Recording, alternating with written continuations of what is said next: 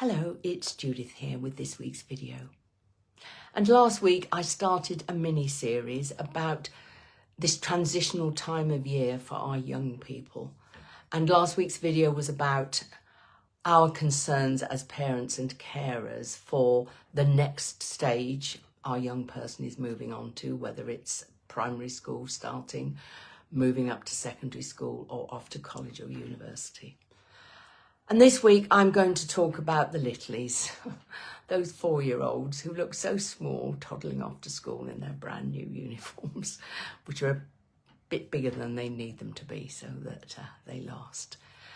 So how do you cope with this transition? Yes, your child's been at nursery, but I think each of these transitions, certainly the first and the last, are almost marking key stages in our lives and our children's lives. They're sort of markers of moving on to something different. So as I said last week, you as parent or carer will have concerns about how your child's going to cope, how they're going to settle, all of those things we worry about for them. But you'll also have concerns about yourself because, as I say, this is the beginning of a new phase and it will be different. And by the time your child leaves primary school, they will be a very, very different little person to the one that you take along the first time. So, yes, you will have concerns. Please, please try to manage those concerns. I know your child is only 4 and you think, well, they won't notice. You know, I can keep it from them. We are, however, all mammals and we pick up on body language, facial expressions, and in my belief, the energy of other people. So even though your child can't articulate how you may be making them feel, they may well be feeling it. So you can add to their anxiety with your own anxiety. And I know it's hard. I know it. You don't want to let them go. They're going to be grown up soon. Don't want to do it. But for their sakes, please do the best you can. And what can you do for them? Well, this may seem an odd non sequitur. All sports people, whether they're team players or individual competitors, at the top level will visualise.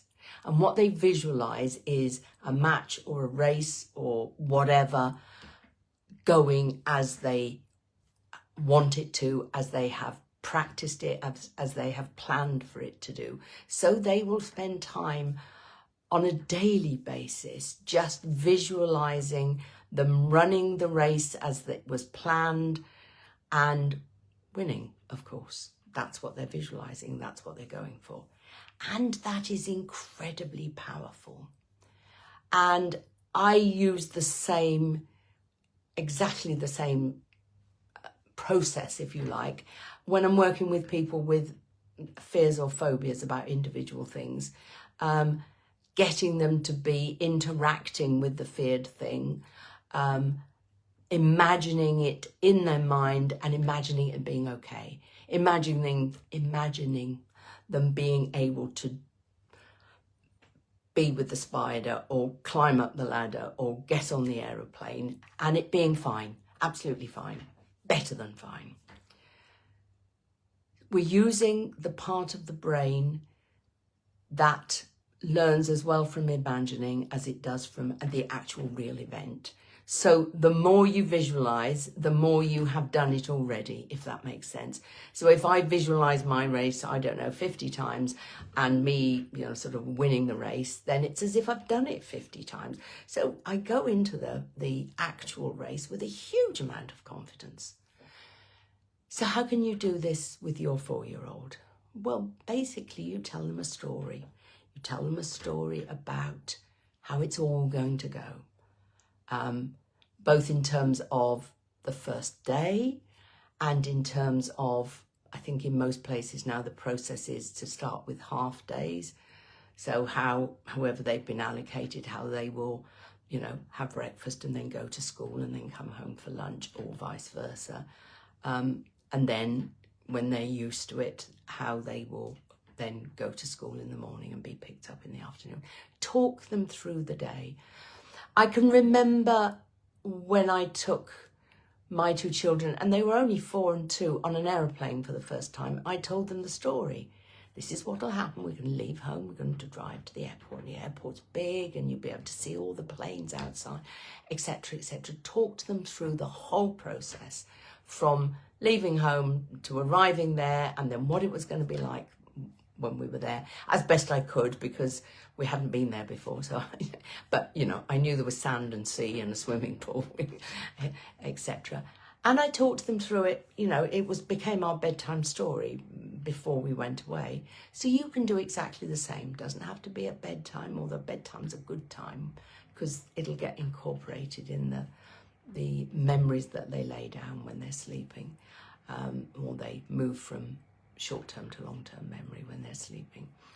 But it can be at any other time of the day. Just sit them down and tell them the story of whatever their name is, Mary, going off to school in the new school, the whole thing, in as much detail as they will take. Obviously, at all ages, even with adults, some are more mature than others. So, you know, do it at your child's level, which you will know, so that when they actually come to do it, it's as if they've done it, I don't know, 10 times or however many times you've told the story.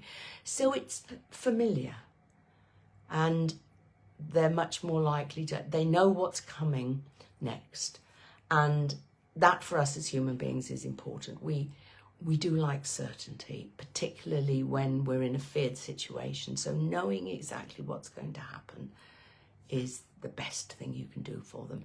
And I'm sure many of you are doing it automatically and naturally, because that's what we do as parents. They don't come with a rule book, so you have to go with your instincts. But understand how powerful it is, and understand how it's worth spending the time to do it in some detail and frequently. Okay, you've probably only got a few days to go, but every little helps. And yeah, if you can do it every day or twice a day for the next few days, then I'm sure your child will be much more comfortable going into school. Best of luck. Hope it all goes well. And as always, if you have any questions or comments, or want to talk to me about any issues, then you know how to find me. And I look forward to seeing you next time. And until then, take care. Bye.